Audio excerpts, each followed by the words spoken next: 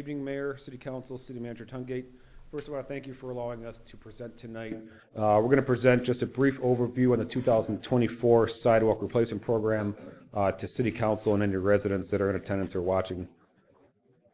So, why do we do a sidewalk program?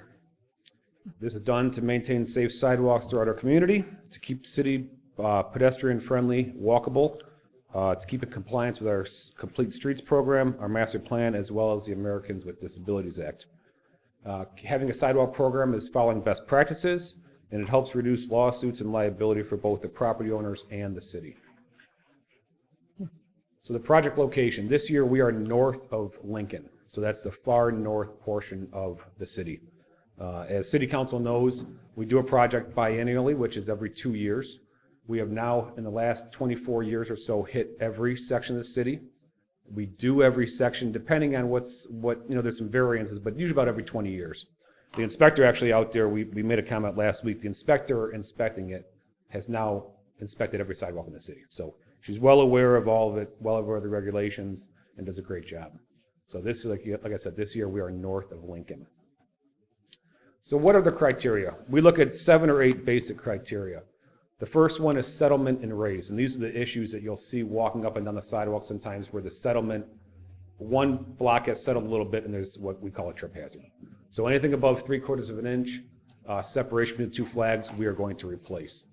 We are looking at cracked slabs. Typically, if a crack is open 3/8 of an inch or more or has 3 cracks in the slab, we're replacing that slab.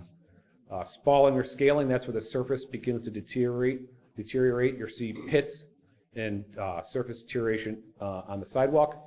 4 is a cross slope situation. Typically, a sidewalk should flow from the back of the sidewalk or the house towards the street. And that's to ensure positive drainage.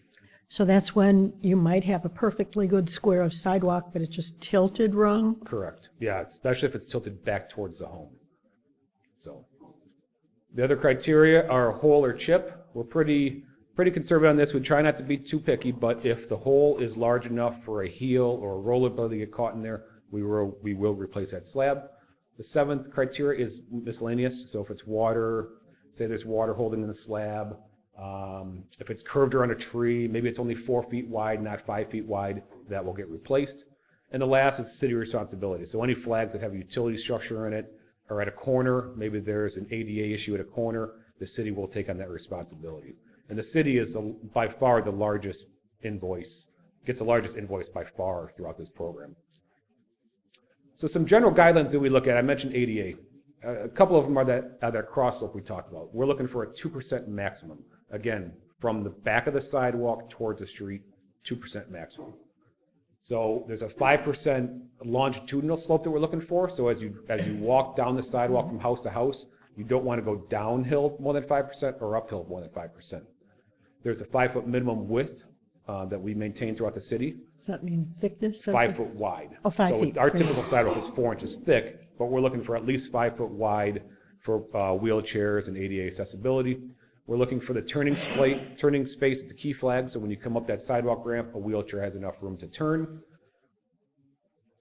That cross slope, again, the 2% cross slope from back to front, that's 1.2 inches over that 5-foot span. Anything over that can make it difficult for a person in a wheelchair to navigate that sidewalk. That's why we Or a kid on a bike, maybe? Yeah, you could feel it. When it's 2%, even somebody walking will feel it, especially if you're in a wheelchair or something. So again, I mentioned here, the cross slope should always be Are people in a walker or cane? Or exactly. Should always be towards the road for positive drainage. Talked about those running slopes, those longitudinal slopes. The max is 8.33. The ADA preferred is 5%. So we will allow a little over 5%. But one of the things we're looking at is the counter slope. So when one sidewalk comes down or converges with another flag, we don't want that flag to go up more than 5%. So those that where those two meet, we're measuring that as well. So we get a lot of questions on mud jacking and grinding. So you'll see here on the left a couple of examples. The red is a 5% slope towards the home. We know that's incorrect and needs to be replaced. The black there shows what's probably a correct slope of about 2% towards the street. A lot of our problems are either cross slope or trip hazards. The problem is when you grind it, I think Kara mentioned it good at our last meeting, once you start grinding, you lose some of that integrity of that concrete. So you may grind away an inch or two, maybe in a couple of years you grind away another inch. That concrete is only 4 inches thick as it is. So now things can crack, things can break, and again, we only come by every 20 years. So if grinding is only gonna be a temporary fix, where it's gonna crack or break or something in the next couple of years, we wanna get it now so you're good for the next 20 years. Most of the time with mud jacking or grinding, you can't meet those ADA specs. Not saying you always can't, but sometimes when you do that, the slab will crack or break.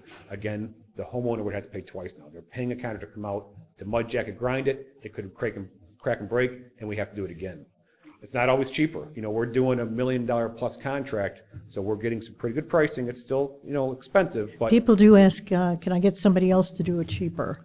And generally, you can't because the size of the yeah. contract On for the economies of city. scale, we're doing a very large project, so we have very competitive pricing. We encourage you, if you know somebody that would like to do it, or a family member that's in the concrete business, we encourage you to get prices. You will need to pull a right-of-way permit. It'll need to be inspected, and the city will allow you to replace your sidewalk. Like I said, on economies of scale, typically it's cheaper for the city to just do the work. We bill you, we give you some time to pay and things. So If somebody has additional work, like on their driveway, not, that they want to do privately, will that company do it while they're in the neighborhood? possibly. A lot of times, if they're on a busy schedule, if they're delayed because of weather, they may not. You can call. There's going to be a number on the program here. You can call our engineering department. They will work with the contractor. You'll have to do it. It'll be a private agreement between you and the contractor, but sometimes they will do extra work for you. Yes. The last thing I want to note is, with mud jacking or grinding, it doesn't solve the issue, especially with the cross slopes. What we do is we remove that slab, we take a saw, we're going to safely cut back the roots of that tree to ensure that for the longest amount of time possible that sidewalk doesn't heave up again. So mud jacking is just going to kick up the other side, and it's not going to solve the problem. So we want a long-term solution. Something's going to last 20 years. It's going to be safe for the walking public out there. So sidewalk re-inspections. Kara and her team in the Municipal Service Department are out now doing sidewalk inspections. We are doing them through the end of May, longer if there is demand. So Kara, our city engineer, will meet with you in person, typically with the inspector who marked the sidewalk, and we will give you an objective re-inspection of your entire property. So Kara will have a smart level. She'll go out and show you the slopes of all the sidewalks. She'll show you the gaps and the cracks and the anywhere it's holding water things. So she will meet with you for about 15 minutes, go over everything, and try to satisfy you, explain the program, and answer any questions you have. So if you get a note that says, I'm doing this one and this one, somebody else will come out if you dispute it and look Yeah, at it correct. again? And we are actually scheduling those now. I believe we're scheduling in the week of May 20th. So the number's on the screen. It's 248-691-7580. That's the engineering department's number. Please give them a call. You can talk to anybody over there. They can get you on the schedule for that 15-minute increment where they will come out and meet with you one-on-one, discuss that. What's the number? 248-691-7580. So just quick overview, the timeline for this project, we all know it's happening this summer. The project was awarded back in April. We did mail sidewalk cards, a frequently asked questions sheet, and a financing sheet to all residents affected back in April. We are, like I mentioned, we are doing those sidewalk re-inspections through the end of May. Construction is scheduled to begin in July after the beginning of the fiscal year. Scheduled completion date is September. Typically 4 to 5 weeks after the completion date of the project, we will send out those invoices to each resident regarding the exact work that was done in their house. I do want to note that the invoices are for the exact work done at your house with no markup. So we are passing along the exact cost that our contractor charges us.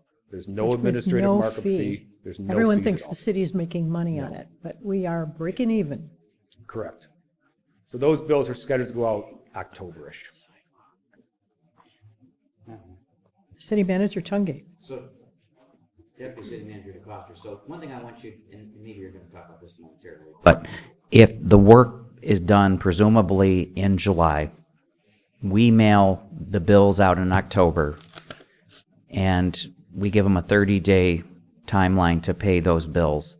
So it's about, 5 months or so after the work is done? Just wanted to clarify that. 3 months? Yeah, the sidewalk card that every resident received it's an estimate, because there are sometimes decisions in the field that maybe the resident wants to add a square. We'll go out and remeasure again, and you'll get that exact invoice And in when did the October. cards go out again? The cards have gone out already. In May. So they went out in April. So you April. already know an estimate. That estimate is, yeah, that estimate is pretty close, but your invoice will be the exact amount. Like Eric said, that won't go out till October-ish. So you have 5 months or so until that invoice even hits your mailbox. And we have payment plans as well. Correct. And that's the next slide here. So in 2006, the city council decided to approve finance this project. We understand it is a hardship. There are large costs associated with the work. So we've designed a plan for invoices less than 1,000. We are invoicing, as we stated, in October. They have 30 days to pay. However, we don't assess fees until they roll to taxes, which is typically the next year. So we do allow for payments, partial payments, and residents to create their own payment schedule for the next 9 months or so. So we do encourage, throw a little at a time if you're having issues. That's for payments under $1,000.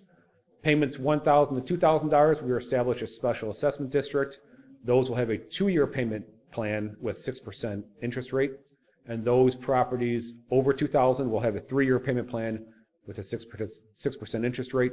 Like I said, the financing flyer went out to residents in April. Kara and her team in engineering are happy to answer questions. The number for finance is also on here. They are happy to answer any questions as well regarding the finance and payments. So if I haven't heard anything yet, that means. Well, we can't have questions because they can't hear at home. But we'll go back to questions. The next, to schedule a reinspection. Yep.